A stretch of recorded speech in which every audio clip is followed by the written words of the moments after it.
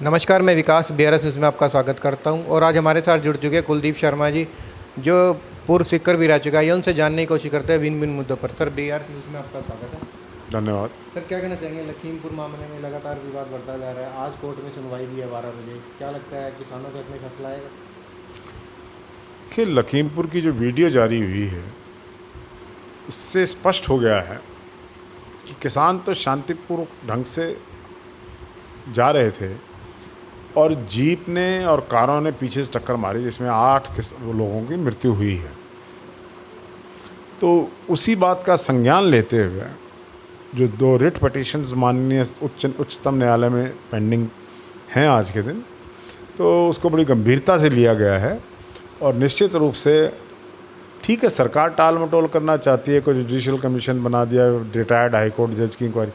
I don't have faith in this, let a sitting जज inquire into this. लेकिन supreme court को स्वयं संज्ञान लिया है और उनको सारी रिपोर्ट को खुद मॉनिटर करके, ऐसे में ये कैसा देश है, कैसा लोकतंत्र है। 8 आदमी मर गए हैं, गाड़ियों से कुचल दिए गए हैं और अभी तक गिरफ्तारियां नहीं हुई हैं। सर, पेच यहाँ फंस गया कि जो 4 एक्सपायर वो पंजाब के रहने वाले हैं और बार बार खट्टर सरकार की बात करें, योगी सरकार की, केंद्रीय सरकार की बात करें कि ये जो भी करवा रही है कांग्रेस, विपक्ष कांग्रेस करवा रही है लगातार। देखिए, कोई मूर्ख ही ये बात कहेगा कि जो 4 मरने। में भी पोस्ट वायरल हो रही है, बीजेपी का IT सेल भी लिख रहा है बार बार इस चीज़ को लेकर। बीजेपी का IT सेल जो है, IT सेल, वो RSS की प्रोपेगेंडा मशीनरी है। जो 4 किसान मरे हैं उनके घर पर राहुल गांधी और प्रियंका गांधी बैठ कर आए हैं। अगर वो पंजाब के थे तो उनके घर पे कैसे बैठ गए थे? तो ये तो बहुत बड़ी झूठ बोल रहे हैं वो लोग। कोई कांग्रेस ने नहीं करवाया। कांग्रेस ने कहा था कि लोगों के ऊपर जीप चढ़ा दो। सर, माहौल जैसे करनाल में माहौल हो गया था, वैसे ही लखीमपुर खीरी का माहौल लगा था, मगर योगी सरकार बहुत जल्दी मुआवजे के लिए उनके मान गई है। सरकार इतनी जल्दी मुआवजा देने के लिए तैयार हो गई, नौकरी देने के लिए तैयार हो गई, लेकिन मुआवजा और नौकरी देने से जो मर गया, जो दुनिया से चला गया नौजवान उम्र में, वो वापस आ जाएगा। सरकार को तो इसलिए जल्दी है कि वहाँ पर चुनाव होने और सरकार के खिलाफ एक माहौल बना हुआ है और लोगों ने अपना मन बना लिया भारतीय जनता पार्टी की सरकार को उत्तर प्रदेश में जड़ से उखाड़ कर फेंकने का।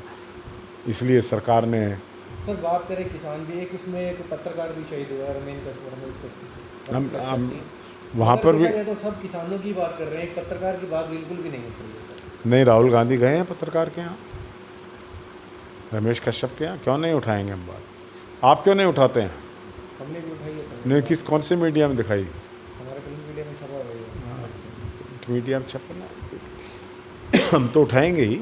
पत्रकार को मारना भी लोकतंत्र के चौथे स्तंभ पर हमला है। और कल हरियाणा में क्या हुआ? माननीय सांसद नायब सैनी की कार ही चढ़ गई किसानों के ऊपर।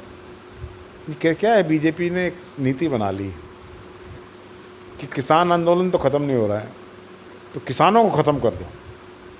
तो किसानों के ऊपर कहीं से गाड़ियाँ लखीमपुर में चढ़ा रही हैं, कहीं नारायणगढ़ में चढ़ा रही हैं। खट्टर साहब ने तो आदेश दे दिया है। सर, खट्टर साहब ने एक वीडियो में भी कहा, आदेश दे दिया है उन्होंने अपने वर्करों को कि वॉलंटियर। मनसा देवी में तो अपने गुनाहों की माफ़ी मांगने गए हैं। जो मैंने बयान दिया है मुझसे गलत कह दिया गया है, ये तो आत्मरक्षा के लिए मैंने कह दिया था। मुख्यमंत्री मनसा देवी के मंदिर में जाके माफ़ी मांग रहे हैं अपने बयान के लिए, लेकिन उनको माफ़ी मिलने वाली नहीं है, क्योंकि उनका बयान मानवता के खिलाफ था।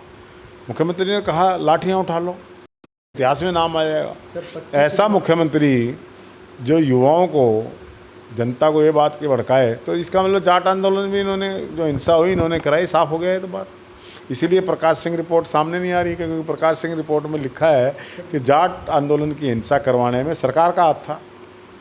सर, लखीमपुर की बात करें, लगातार कोई भी अन्य पार्टी का नेता जा रहा है, उसे यूपी सरकार के द्वारा, यूपी पुलिस के द्वारा अरेस्ट कर लिया जाता है। देखो, लोकतंत्र का देश है, कोई भी उनसे मिलने जा सकता है, उनकी सहानुभूति देने के लिए जा सकता है। आप तो स्वयं कह रहे हैं सरकार डरी हुई है, वहाँ जाएंगे, चर्चा बनेगी, लोगों के मन में इस सरकार के प्रति घृणा बढ़ती जा रही है, उससे सरकार डरी हुई है, इसलिए रोक रहे हैं, और ख़ासकर कांग्रेस के लोगों को।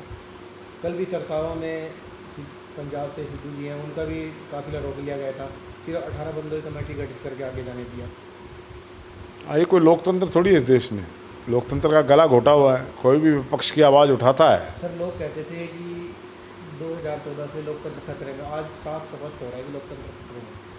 आप कह रहे हैं तो ठीक है, लोकतंत्र खतरे में है, लोकतंत्र खतरे में, जब एक पत्रकार के लिए तो आपकी बात से मैं सहमत होंगे, लोकतंत्र खतरे में है। अगर पत्रकार के साथ इतना बड़ा हादसा हो सकता है, आतंकवादी के साथ क्या हो सकता है? इसलिए हम कह रहे हैं, मैं आपके साथ सहमत हूँ, देश का लोकतंत्र आज से नहीं काफ़ी समय से खतरे में।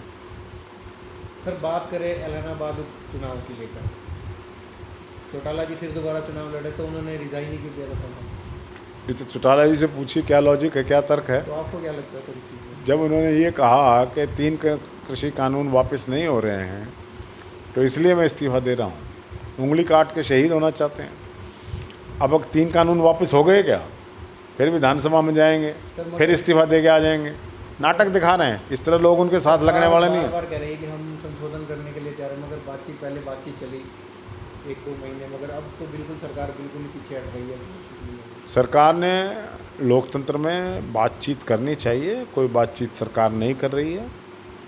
किसानों को बैठकर, किसानों ने अपना 11 महीने से आंदोलन शांतिपूर्ण ढंग से चलाया है और इस बात को सरकार को समझना चाहिए कि किसान पीछे नहीं हटेंगे और उनसे बातचीत करें, बातचीत करके इन कानूनों को वापस लें।